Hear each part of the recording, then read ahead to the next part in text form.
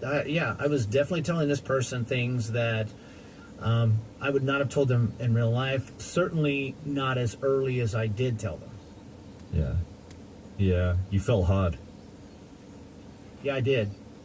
That trust built up very quickly, perhaps more quickly than it would have face to face. And I think I'm normally a trusting person, and I wanted to trust her. But yeah, I've learned my lesson. Hey, we're going to take a quick ad break here. But when we come back, Troy describes how the scam shifted gear and he found himself borrowing money just to keep up.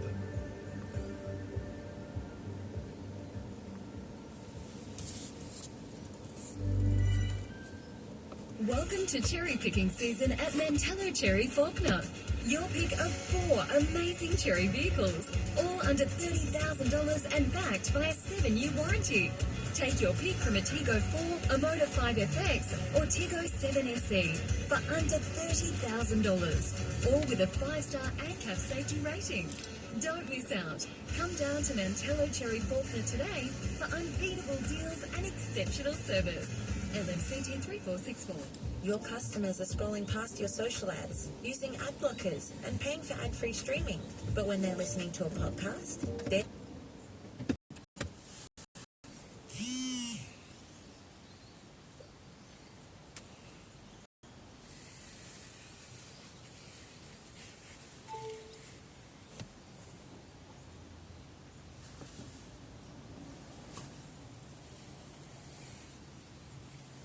which are 4.4 times more engaging than display ads. So, if you want real attention, start advertising on podcasts with Acast. Start today at go.acast.com/ads.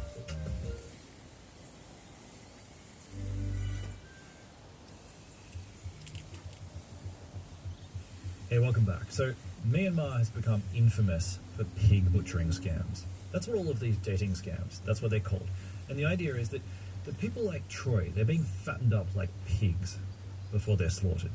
And by that I mean scammed. And Troy, right now, in this chronology, he's still in the fattening stage. And he's enjoying it. She always wanted to compliment how good I looked. In the morning, I would always get a good morning text and hope you have a great day. Throughout the day, there would be like, hey, I was just thinking of you, and I'm going to a meeting here, we're there, hanging out with my friends today, hope you have a great day. So it was these kind of texts that if you're in a real relationship with somebody that you may get or you may look forward to. And so it really turned into this online romance. Again.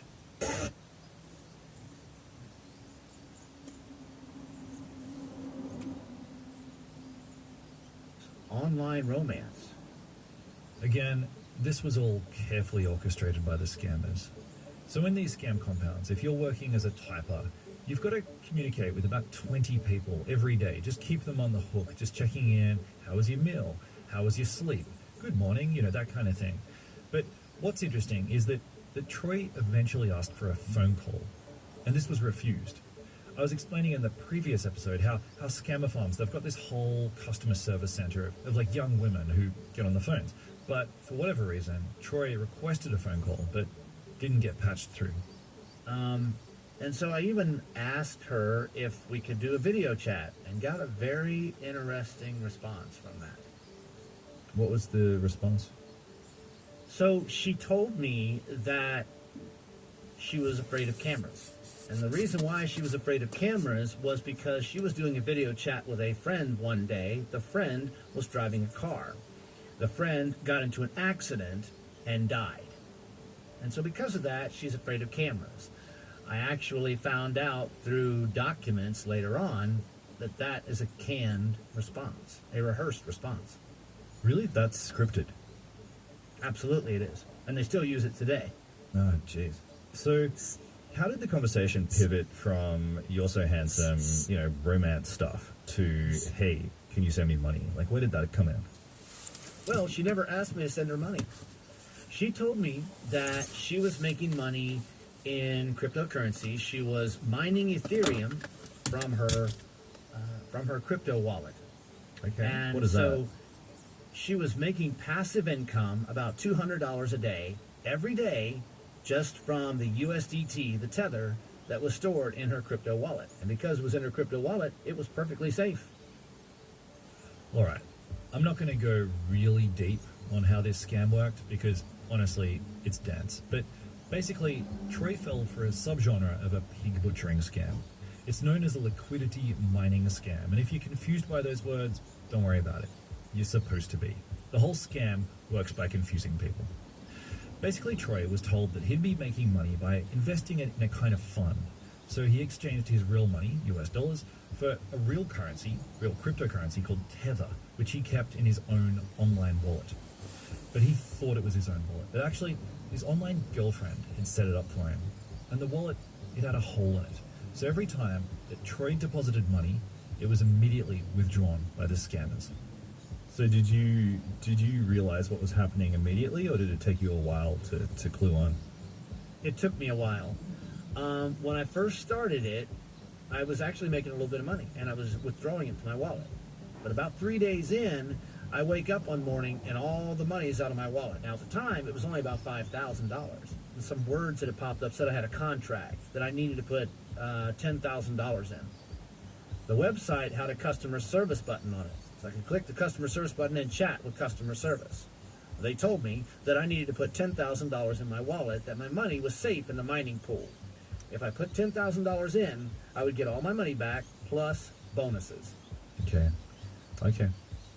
I message my girlfriend, online girlfriend, and I say, "What's this?" And this person says, "Oh, you're so lucky. Why, I got that too, and I made a lot of money. We're gonna be so rich, honey." They use the honey and the deer, all the pet terms. Yeah. We're gonna be so rich, you and I. It's gonna be okay. Your money is safe. It's just in the mining pool. You're gonna be fine. And not only did I have to get $10,000, but I had to do it within it was 4 or 5 days. So it wasn't a whole lot of time. So they gave you this sense of urgency. Exactly. So you went and took a loan from an online money lender, one with a really nasty interest rate on repayments. And these financial institutions, loan companies, banks, whatever, there was no kind of warning process, or there was no stage in that application process where they were like, "What is this for? Are you being scammed?" No, there was nothing like that. It was online. You just fill out an online application and you're approved, and the money's transferred to your bank account. But this is not something anybody had ever heard of. In 2021, when I was scammed, nobody knew about this stuff.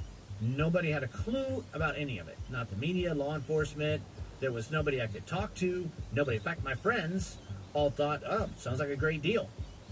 Really? I got all this money." So you told your friends what was going on at the time? I did. Not a single person even voiced any concern or nothing like that? Nope. Okay. None.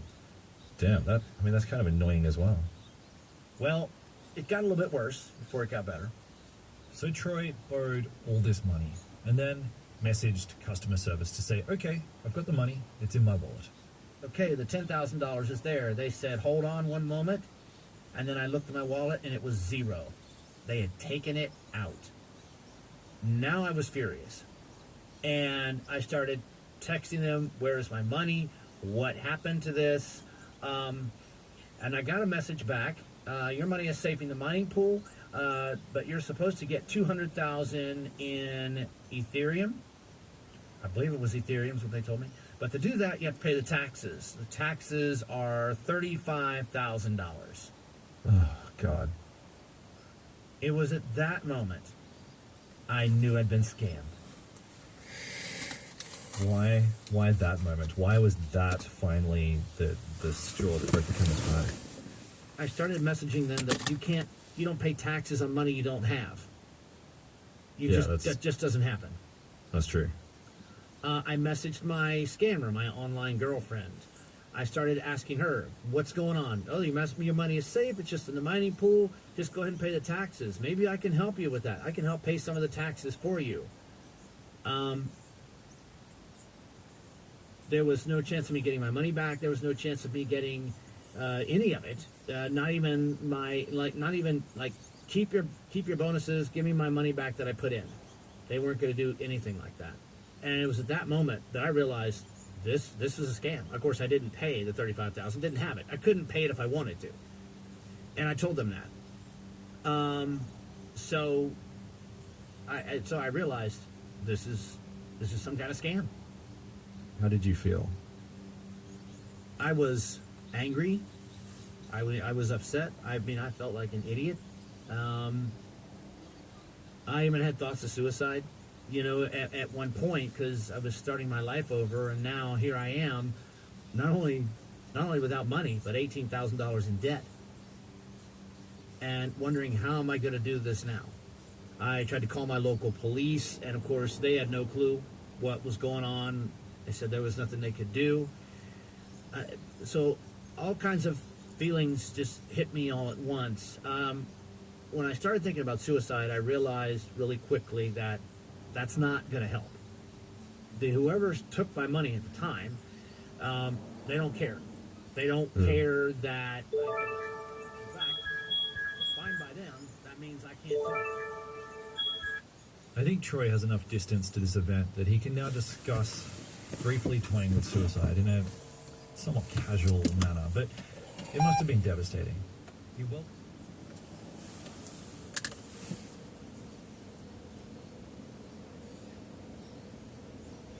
It must have been devastating. He welcomed this scam into his life because he was already feeling lonely and a bit inadequate.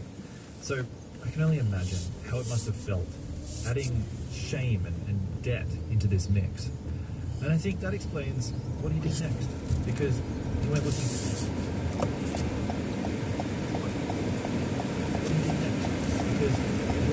answers and culpability.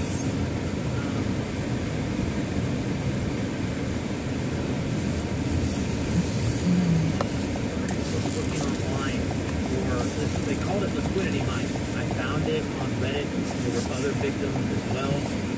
I learned pretty quickly that we got a major problem on our hands. And on that Reddit group, some of us folks got together. We formed a Facebook group. There's now about 300 of us, mostly victims, a few other folks on there. And it was through that Facebook group that I learned about the Global Anti-Scam Organization I'm a part of today. How much money did you lose in total? Over $25,000. And was that a lot within the context of the people you were talking to in his Facebook group? No, not at all. I was told.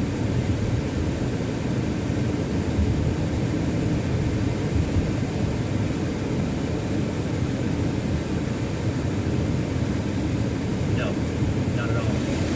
I was told there are the average losses of folks who were joining us, who were finding our organization. I was told the average losses were around $90,000. It would be nothing for some folks to tell us that they lost $100,000, $250,000, $500,000, $1 million. They cashed in 401ks. They sold homes.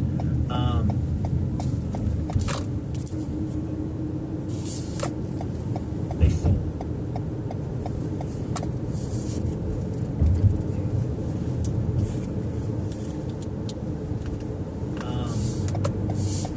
They got other people involved. And all this it's all part of the scam. It's tragic. So when you first heard about these walled compounds in Myanmar and Cambodia,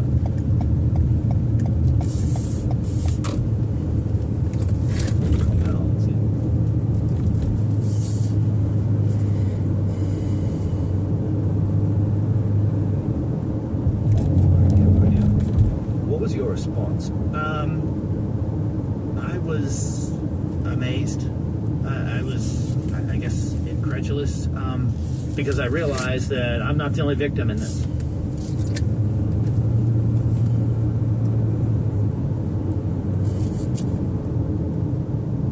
I realized that I'm not the only victim in this. Those of us who've lost money are not the only victims. This thing is so far beyond us. In 2022, Troy became one of the first people to speak publicly about what was happening in Myanmar.